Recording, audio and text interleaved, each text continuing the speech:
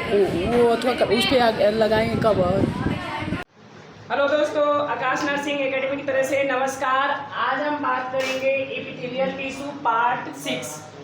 तो इस लेक्चर में हम आपको डिस्कस करेंगे कि एपिथेलियल टिश्यू की जनरल पॉइंट होता क्या है और एपिथेलियल टिश्यू का स्ट्रक्चर कैसा होता है, तो और वो हमारे बॉडी में किस तरह से वर्क करता है। तो इस लेक्चर में हम यही डिस्कस करेंगे और टर्म ऑफ टिश्यू किसने दिया था ये सब चीज करेंगे। तो चलिए हम इस वीडियो को देर न करते हुए स्टार्ट करते हैं कि देखिए इसमें फर्स्ट पॉइंट क्वेश्चन ये उठता है कि एपिथेलियल टिश्यू का मतलब क्या होता है। एपिथेलियल टिश्यू का मतलब क्या होता है और इसको सबसे पहले किसने दिया था। ये क्वेश्चन सबके अंदर ये बन रहा होगा कि सर जी एपिथेलियल टिश्यू आप स्टार्ट किए हैं हमारे जो एनिमल टिश्यू का फर्स्ट टिश्यू है ये ना एपिथेलियल टिश्यू।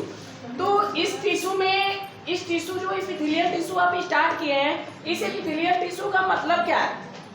तो ईपी का मतलब होता है, देखिए ईपी का मतलब क्या होता है, बाहर।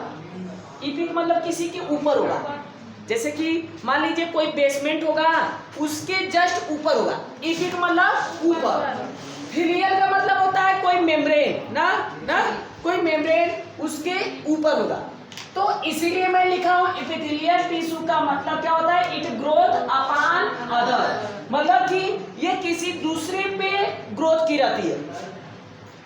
एपिथेलियल टिश्यू का मतलब कोई बेसमेंट मेम्ब्रेन होगा उसके ऊपर ये क्या की होगी, ग्रोथ की होगी, उसी को हम क्या बोलते हैं, एपिथेलियल। तो अगर हम टर्म ऑफ टिश्यू की बात करें कि सबसे पहले एपिथेलियल टिश्यू किसने दिया टर्म दिया था, तो सबसे पहले जो टर्म ऑफ एपिथेलियल टिश्यू था ना वो फ्रेडरिक राउसस 1703 में दिया। 703 में सबसे पहले फ्रेडरिक राउसस ने सबसे पहले ये दिया था। ये पॉइंट समझ में आ रहा है, सबसे पहले इसने दिया था। अगर हम बात करें एपिथेलियल टिश्यू का मतलब तो हम आपको बता दिए कि ग्रोथ अपॉन द अदर, लेकिन सर जी अदर ग्रोथ अपॉन का मतलब कि ये किस पे ग्रोथ करती है। तो देखिए हम स्ट्रक्चर के माध्यम से आपको दिखाए हैं कि देखिए ये स्ट्रक्चर आपका बेसमेंट मेम्ब्रेन है और इसी बेसमेंट मेम्ब्रेन पे ये हमारा टिश्यू क्या है, ग्रोथ किया है। देखिए ये इस पे ग्रोथ किया है ना, ये देखिए जो भी ये आपका टिश्यू है, ये टिश्यू है सारा ना, कौन सा टिश्यू है, एपिथेलियल टिश्यू। और यह एपिथेलियल टिश्यू किस पे ग्रोथ किया है, बेसमेंट में। मैंने तो यही आपको बताया ना, epithelial tissue it growth upon other, किसी दूसरे बेसमेंट पे ये ग्रो की रहती है। अब वैसे भी हम आपको दिखा सकते हैं जीता जाता है एग्जाम्पल। देखिए ये हमारी आउटर सरफेस में कवर करती है एपिथेलियल टिश्यू। तो अगर देखिए ये हमारी टिश्यू एपिथेलियल टिश्यू है, तो ये हमारी एपिथेलियल टिश्यू किसी सरफेस पे तो ग्रो की है ना। अगर इसको हम काट के निकालें तो नीचे कुछ मेम्ब्रेन दिखाई देंगे, तो वो हमारा किस तरह से काम किया, बेसमेंट मेम्ब्रेन, मतलब कि उसी मेम्ब्रेन पे हमारी ये टिश्यू क्या की है, कवर की है, या उसी के सहारे से वो क्या की है, उस पे ग्रो की है। तो एपिथेलियल टिश्यू किसी अपना एक फिक्स पोजीशन पे ग्रो नहीं करती है, किसी दूसरे सरफेस पे ग्रो करती है ना। इसीलिए ये क्या करती है, इसका काम क्या होता है, इन्वायरमेंट का मतलब बाहरी से ये क्या करती है, कवर करने का काम करती है। जैसे कि ये हमारा देखिए ये हमारा वातावरण है, ये इन्वायरमेंट है ना ये। तो इन्वायरमेंट देखिए कर रहा है कि इन्वायरमेंट कवरिंग हमारे वातावरण से ये कवर करने का काम करती है, हमारे बॉडी को वातावरण से कवर करने का काम करती है। जैसे कि ये हमारा वातावरण है, किसी भी प्रकार का लाइट या किसी भी प्रकार का माइक्रो ऑर्गेनिज्म से हमारी जो एपिथेलियल टिश्यू होती है हमारे बॉडी को क्या करती है, कवर करती है। या कवर का मतलब ही होता है प्रोटेक्शन करना। कल के लेक्चर में मैंने आपको बताया था ये ना। तो एपिथेलियल टिश्यू बाहर से कवर का मतलब हुआ प्रोटेक्शन। तो हमारी बॉडी को एपिथेलियल टिश्यू जो होती है बाहर से कवर करने के साथ साथ हमारे बॉडी को इम्पोर्टेंट प्रोटेक्शन करने का काम करती है। और भी एक चीज मैंने आपको बताया था, ये प्रोटेक्शन करने के साथ साथ लाइनिंग भी करती है। अच्छा ये बताओ, मैंने आपको एक ये फीचर किसका लिखवाया था, ये फीचर मैंने कल किसका लिखवाया था, ख्याल है? कल मैंने आपको लाइनिंग के साथ साथ कवरिंग बताया था। ये फीचर किसका मैंने लिखवाया था? कल मैं क्या स्टार्ट किया था? Function of tissue. तो टिश्यू का मेन फंक्शन कहने मैंने आपको क्या बताया था?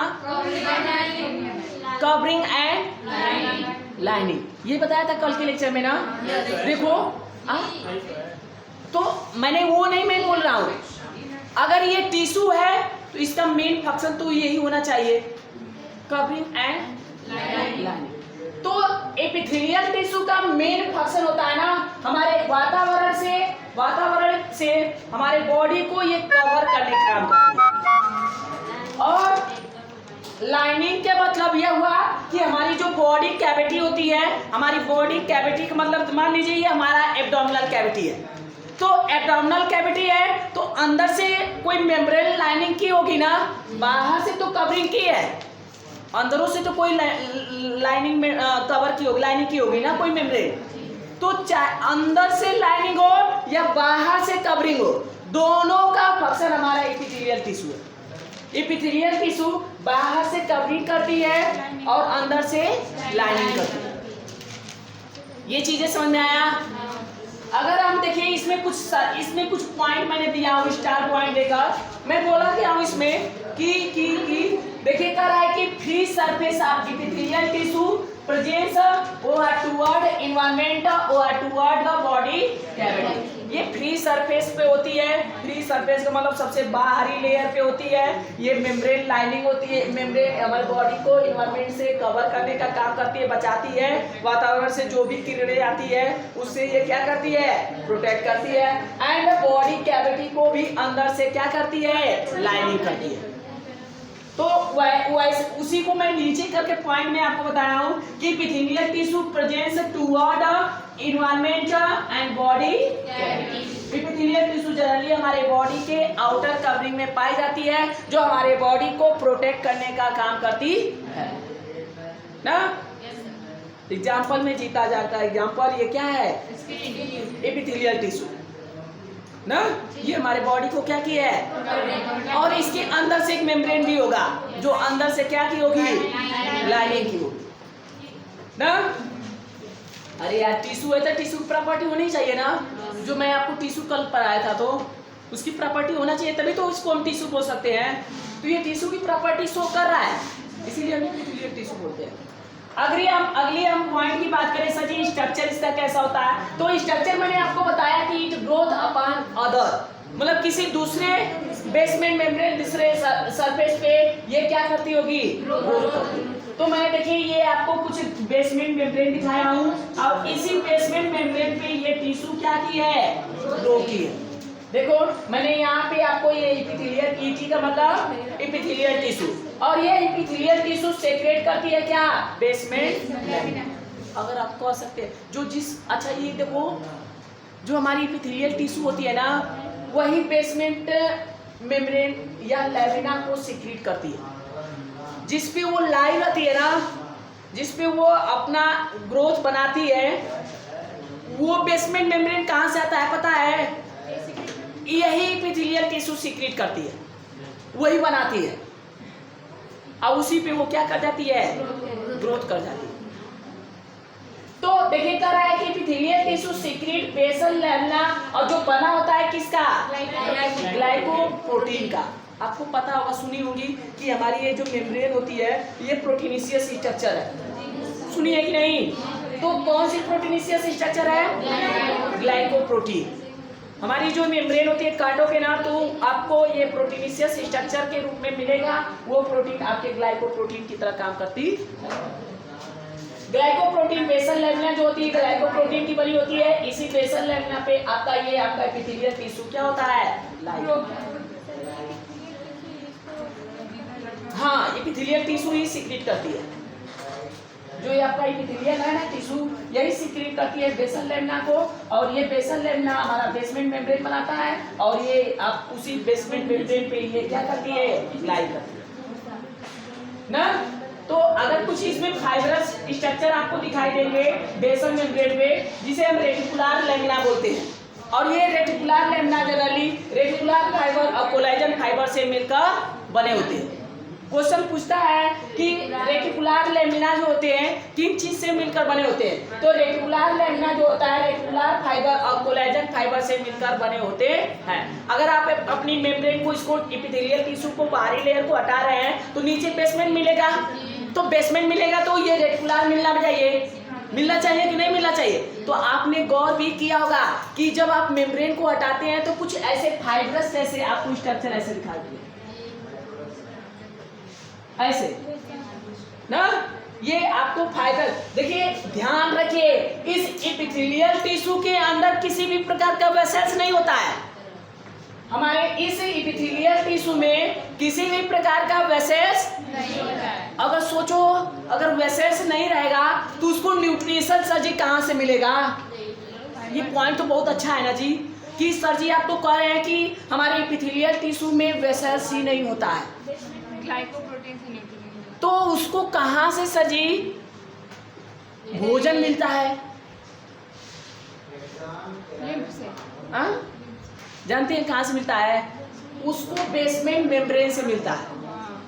ये बेसमेंट मेम्ब्रेन में वास्कुलर पाई जाती है। देखिए रेटिकुलर फाइबर, कोलेजन फाइबर पाई जाती है ना, वेसल्स के रूप में ये सब फाइबरस रूप में पाई जाती है। और यहाँ से ब्लड से जो भी न्यूट्रिएशन रहता है एब्जॉर्ब कर हमारे इस टिश्यू को दे देता है, और ये टिश्यू इसी बेसमेंट मेम्ब्रेन से क्या कर लेता है? अपना भोजन प्राप्त कर लेता है। लेकिन इसमें किसी भी प्रकार का वेसल्स नहीं होता है कि हाई वेसल्स इसमें जाएगा, ऐसे ऐसे ऐसे ऐसे ऐसे ऐसे ऐसे जाएगा और इसको क्या करेगा? भोजन प्रदान करेगा। ऐसा कोई प्रोसेस नहीं। इसीलिए मैंने आपको देखिए, अच्छा थोड़ा सा ये पॉइंट मैंने आपको लिखे, देखिए कह रहा है कि ये जो रेटिकुलर लैमिना होती है म्यूकोपॉलीसैकेराइड की बनी होती है, म्यूकोपॉलीसैकेराइड की। देखिए मैं एक पॉइंट इसमें बहुत काफी इंपॉर्टेंट पॉइंट लिखवाया हूँ कि it epithelial tissue it cells are thickly packed. ये जो एपिथेलियल टिश्यू जो होती है ना, ये काफी मोटी परत के रूप में, पैकेट के रूप में क्या होती है? बंधी होती है ना। तो देखा है पैकेट के रूप में ना बदल है एक दूसरे से ना, बंधी है ना। And so non intercellular space, इसमें किसी भी प्रकार का इंटरसेलुलर स्पेस है नहीं। अगर सोचो, अगर स्पेस पाया जाता तो फ्लूइड भी पाया जाता, अगर फ्लूइड पाया जाता तो उसे न्यूट्रिशन भी मिलता। तो अगर स्पेस हाई नहीं है तो उसमें ब्लड वेसल्स कहाँ से आएंगे? उसमें कहाँ से वास्कुलर भाग आएंगे? नहीं आएंगे। अरे यार, कोई टिश्यू है उसके अंदर ऐसे गैपिंग रहेगा तभी तो वहाँ पे फ्लूइड इकट्ठा होगा, उसको न्यूट्रिशन मिलेगा। जब इसके पास हाई नहीं है, देखो कह रहा है कि सो डू, देखिए पैकेट के फॉर्म में होती है, सो नॉट इंटरसेलुलर स्पेस, इसमें किसी भी प्रकार का सेलुलर स्पेस नहीं है। So no supply of blood vessels, इसीलिए इसमें किसी भी प्रकार का ब्लड वेसल्स का सप्लाई नहीं होता। आपने गौर किया होगा, अगर हम इस मेम्ब्रेन को हटाएं, जब तक ले हमारी नीचे बेसमेंट मेम्ब्रेन नहीं कटेगा तब तक ले ऊपर से कोई ब्लड काट के दिखाए। आपने गौर करो, देखो अगर ये थोड़ा सा कट जाए, बहुत ऊपर से मेम्ब्रेन हमारी कटे तो क्या ब्लड आता है? नहीं आता। जब तक ले हमारे थोड़ा सा अंदर तक ले ना कटे तब तक ले ब्लड ऐसे ऐसे सोचो। जब आप इंजेक्शन लगाते हैं ना, आप पैथोलॉजी में जो भी आप टेस्ट करते हैं, तो आप जब ऐसे स्किन के हमारी एपिथेलियल टिश्यू में लगाएं, एपिथेलियल टिश्यू में, तो क्या ब्लड बाहर उस इंजेक्शन में आएगा? नहीं आएगा। अगर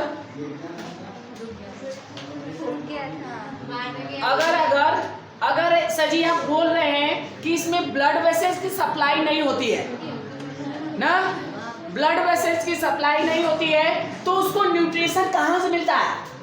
ये क्वेश्चन काफी इंपॉर्टेंट है, क्योंकि आपको पता है कि जो भी सेलुलर कंपोनेंट होते हैं उनको न्यूट्रिशन कहाँ से मिलता है?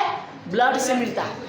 जो भी पोषक तत्व होता है ब्लड से ही मिलता है ना। तो इसमें तो सर ये कह रहा है कि no supply of blood vessels, इसमें ब्लड वेसल्स का किसी भी प्रकार का सप्लाई नहीं होता है। जब ब्लड वेसल का सप्लाई नहीं होगा तो ब्लड कहाँ से जाएगा, और जब ब्लड ना जाई तो न्यूट्रिशन ना मिली, नहीं ना मिली तो क्या सर जी ये कुछ खाता पीता नहीं होगा?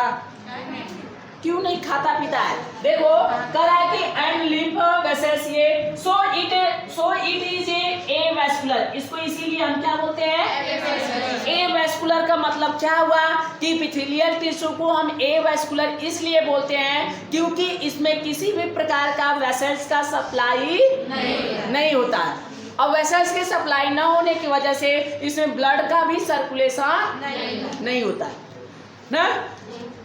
And so it take nutrition from the connective tissue of the blood which present on the basement membrane through diffusion of the nutrition। इसीलिए ये जो बेसमेंट, इसीलिए ये जो आपका एपिथेलियल टिश्यू जो होती है, जो भोजन को प्राप्त करती है ना, वो कहाँ से प्राप्त करती है जानते हैं? बेसमेंट मेम्ब्रेन से, और वो भी किस फ्यूजन के क्रिया के द्वारा?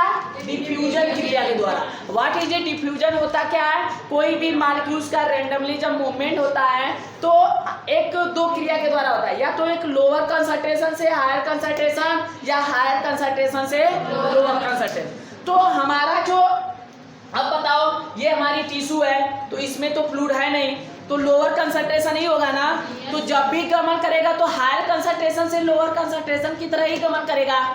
तो यहाँ पे बेसमेंट मेम्ब्रेन में ब्लड वेस्कुलर सप्लाई होते हैं, बेसमेंट मेम्ब्रेन में ब्लड वेस्कुलर सप्लाई होते हैं, इसीलिए यहाँ पे जो भी न्यूट्रिएंट्स आता है उसको डिफ्यूजन क्रिया के द्वारा, डिफ्यूजन क्रिया होता क्या है, हायर कंसंट्रेशन से लोअर कंसंट्रेशन के तरफ फूड पार्टिकल या न्यूट्रिशन को भेजना क्या कहलाता है? डिफ्यूजन क्रिया। तो डिफ्यूजन क्रिया के द्वारा बेसमेंट मेम्ब्रेन से जो भी न्यूट्रिएंट्स मिलता है उसको हमारे एपिथेलियल टिश्यू को भेज दिया जाता है, और ये एपिथेलियल टिश्यू हमारे इस बेसमेंट मेम्ब्रेन से भोजन को प्राप्त कर लेती है। ये कंसेप्ट काफी इंपॉर्टेंट है, और जो भी चीज आप पढ़े यहाँ पे सबसे इंपॉर्टेंट पॉइंट इसलिए है क्योंकि इसमें किसी भी प्रकार का ब्लड वेस्कुलर का सप्लाई नहीं होता। क्वेश्चन काफी लोग पूछते हैं, अच्छा बच्चा ये बताओ जब ब्लड वेस्कुलर का सप्लाई नहीं होता है तो उसको भोजन कहाँ से मिलता है? तो आप बताइएगा उसको भोजन कहाँ से मिलता है? Basement membrane. क्यों मिलता है? बेसमेंट मेम्ब्रेन में ब्लड वेस्कुलर का सप्लाई होता है, और वहाँ से जो भी न्यूट्रिएंट्स आता है उसको डिफ्यूजन क्रिया के द्वारा हायर कंसंट्रेशन से लो कंसंट्रेशन की तरफ न्यूट्रिएंट्स को भेज दिया जाता है ना। हायर कंसंट्रेशन की लो कंसंट्रेशन का मतलब कोई इसके पास साधन नहीं होगा, ऐसे ढकेल कर भेज दिया जाता है। तो हायर कंसंट्रेशन है तो अगर प्रेशर रही ना, तो प्रेशर रही तो ऊपर चढ़वे ना करी, तो इसीलिए प्रेशर ज्यादा रहेगा तो ये ऊपर न्यूट्रिएंट्स जाता रहेगा, और सेल आपस में क्या करती रहेंगी? लेती रहेंगी। तो ये चीजें आज के लेक्चर में बस इतना ही। हम कल लेक्चर में आपको बात करेंगे नेक्स्ट वीडियो में हम पार्ट नंबर 7 ना, इसके नेक्स्ट आगे हम आपको डिस्कस करेंगे। उम्मीद की होगी कि ये वीडियो अच्छी लगी होगी। अगर हमारे वीडियो अच्छी लगी होगी तो चैनल को सब्सक्राइब करना ना भूलें, ताकि जो भी मैं वीडियो को अपलोड करूं वो आपको तुरंत नोटिफिकेशन के रूप में प्राप्त हो सके। तो आज के लिए बस इतना ही, तो चलते हैं, बाय।